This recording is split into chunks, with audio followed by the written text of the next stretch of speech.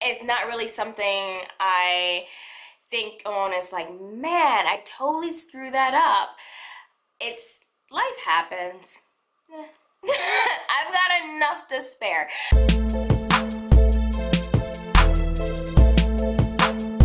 Hello everyone, welcome back to Mo's World. I'm Mo, and we are about to get right into it. We are in video 2 of our series, LOC TALK, and we're specifically talking all about retightnings and just what I've learned through the process.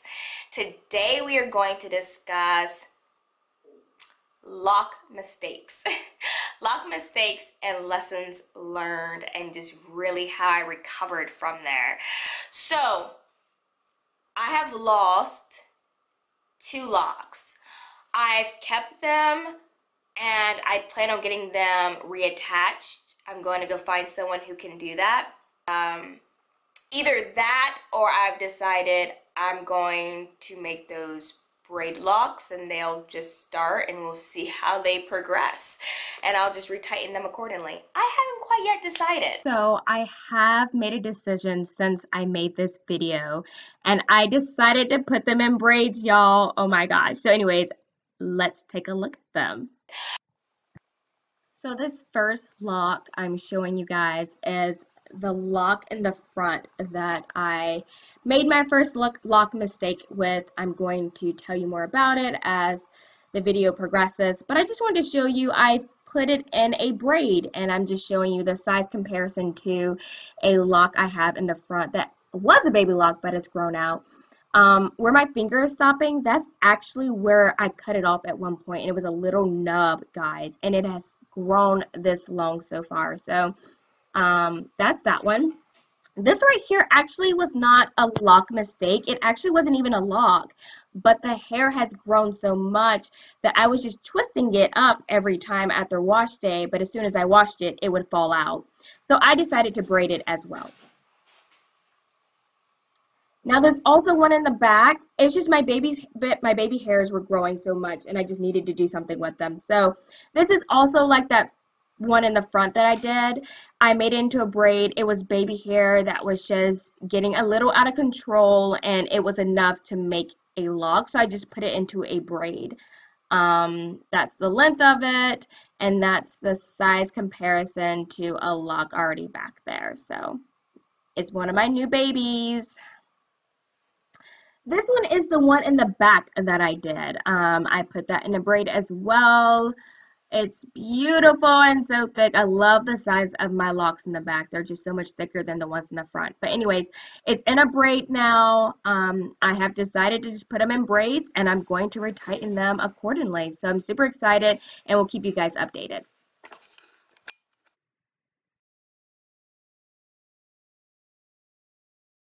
So what happened was, at least for the front one, it was very small, and I had the first 2 times I had retightened, I had placed, actually the first time I retightened, I placed 2 knots in that sucker. 2 knots. And I didn't know how to undo it, so I just kind of let it be and was like praying for the best. And then the second time I retightened, I put it in a knot again, and at that point it was so far gone, there was really no return. The knot was such a big bulge, it was bigger than the actual width of the lock, and it was to the point you just couldn't retighten anymore. It was just so bad off. So I just took some scissors and snipped it off. Yeah, it was that, and I just looked at it and was like, all right, it is what it is.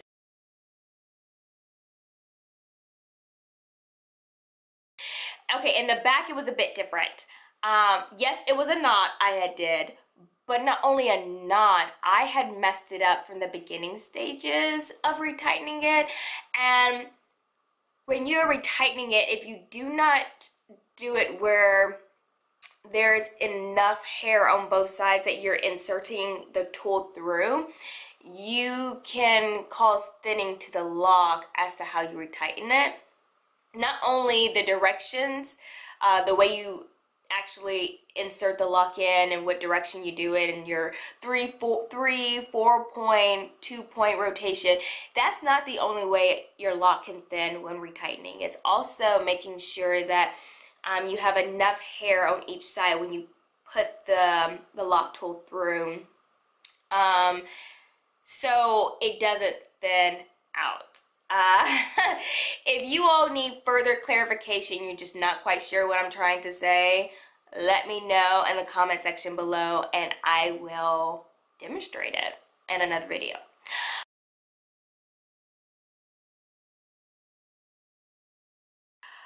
Never retighten your hair when you're tired, because you become very impatient and you are bound to make a plethora of mistakes. Okay, so really make sure you have time put aside, even if you're just gonna do an hour a day. Be diligent with that hour a day. Don't feel like you have to just kill it and go 3-4 hours at a time. You do not have to do that. What works for someone else may not work for you. Find out your vibe, find out your rhythm, find out what works best for you and your schedule, and take your time. Enjoy the process, enjoy learning. Don't try to speed it up. Don't be impatient, because you will make mistakes. Those are actually how I made my mistakes. It's because I was just trying to forge through it, and yeah, that's why. That, and I was getting really tired and impatient.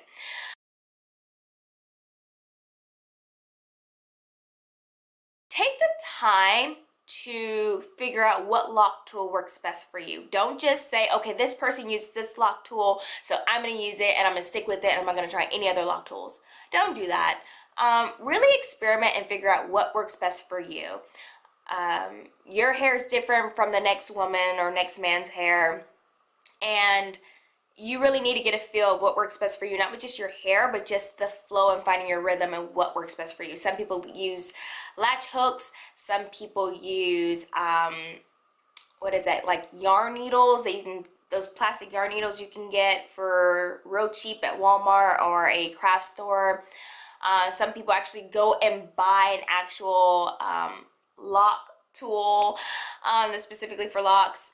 There are so many things you can do. People just make their own tools. So figure out what works best for you. I'm not going to say one way is better than the other, but just figure out what works for you. Yeah, that's what I'm going to say about that.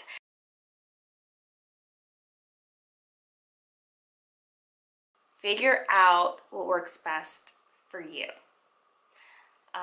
in your journey. Don't do what everyone else is doing. You can try it, but that's not law. At the end of the day, myself included, we are all up here, not as professionals, but those who have forged through trial and error, and we are just giving our story. Like, we're just sharing our story, hoping it helps the masses in any way possible. And yeah. I am not a professional. I am not a loctician. Take everything with a grain of salt. Okay, so figure out what works best for your hair if you do decide to self-maintain, and make sure at the end of the day, whatever you decide to do, there are no regrets and there is no reason for you to be frustrated with someone that you watched on YouTube, or blame them, or just get upset with them. Because at the end of the day, they are not a professional.